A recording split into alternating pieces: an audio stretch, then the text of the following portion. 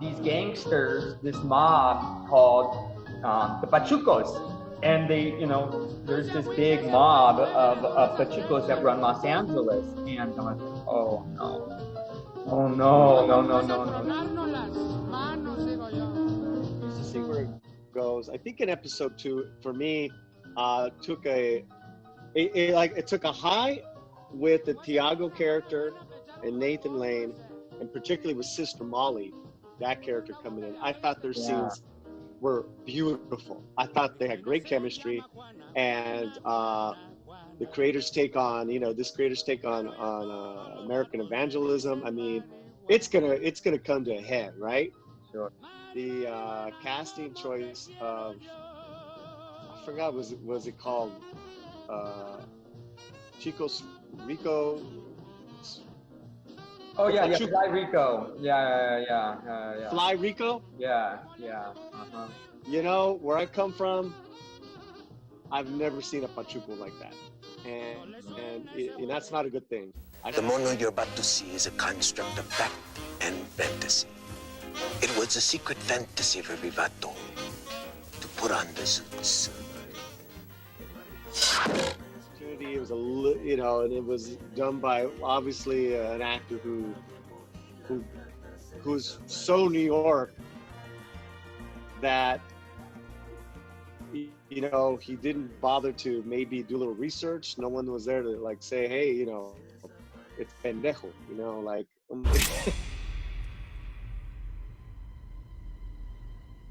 Officer Riley, I would like to buy a soda pop. Not your problem, Rico. Stay out of it. A grape knee-high. There's 4 of us, pal. There's a city of me.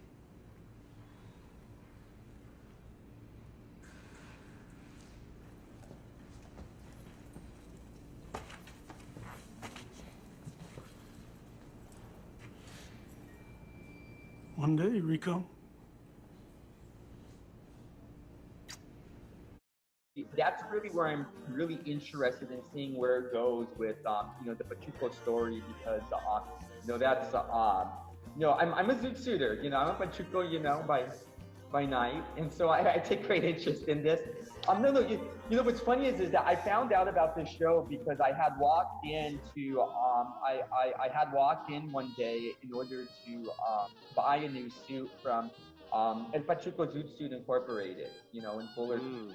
For the past 40-some years since Zoot Suit to Play have been detailers that produce, zoot suits, and they're like the real deal. And so they kind of laid it out, and they're like, well, we were contacted about making all the suits for the show, not just the zoot suits, but who's going to make sure that the colors and the material and everything is authentic, to the 1930s. And so, they came to us, and so El Pachuco Zoot Suit Incorporated, this mom and pop zoot suit makers, ended up being hired to make like 90 suits.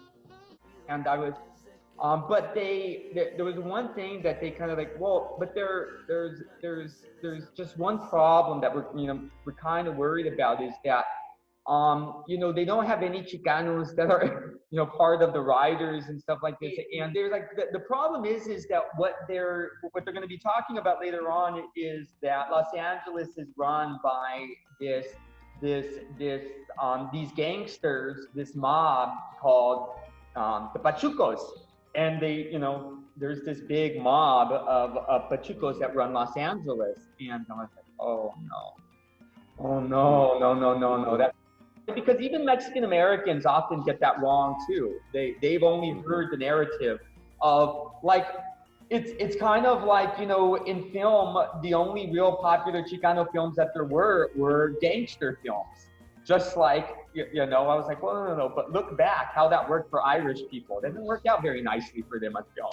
For Italian people, it worked out very nicely for them in film. When it really comes to chapters of Mexican American struggle that I relate with, because it's part of my family's narrative, the freeway, these types of things.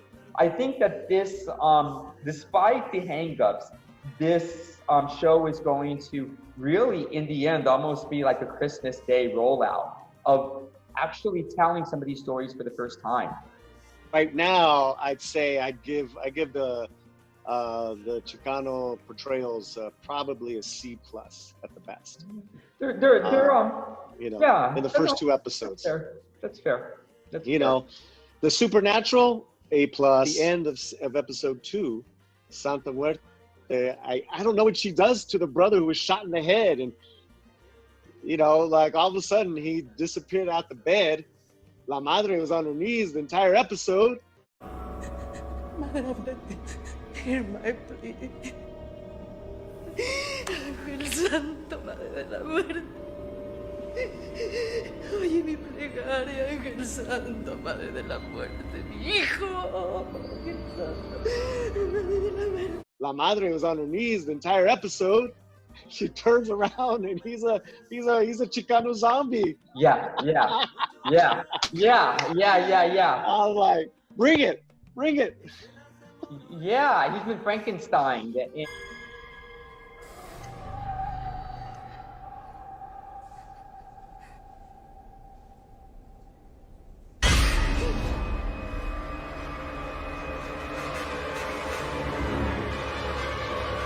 What's unique about this is it does, for the first time that I've seen really well, kind of represent that, you know, I think people kind of get a lot of Mexican Americans wrong, get Chicanos wrong, that we're all these, you know, super pristine, you know, devout Catholics.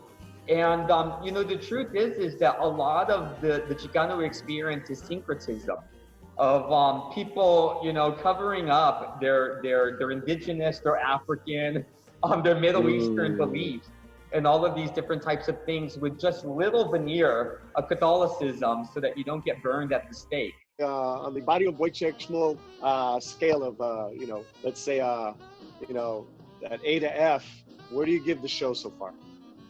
You know, I'm gonna give it a B. Well, I'm gonna stick to my C+ rating. We'll see if that changes. And I'll be back, you know, stay tuned guys for more videos as far as we're gonna just break down every episode. And hopefully it has a long life, you know, at least a couple seasons in them so you can really dig deep. That'd be really dope. Yeah. Thanks again, guys. Leave your comments, subscribe, all that good stuff. Let's thank again Shmuel Gonzalez, Los Angeles historian and community activist. He's gonna be with us each time here. All right, you guys be good. Thanks a lot. Enjoy Penny Dreadful, City of Angels.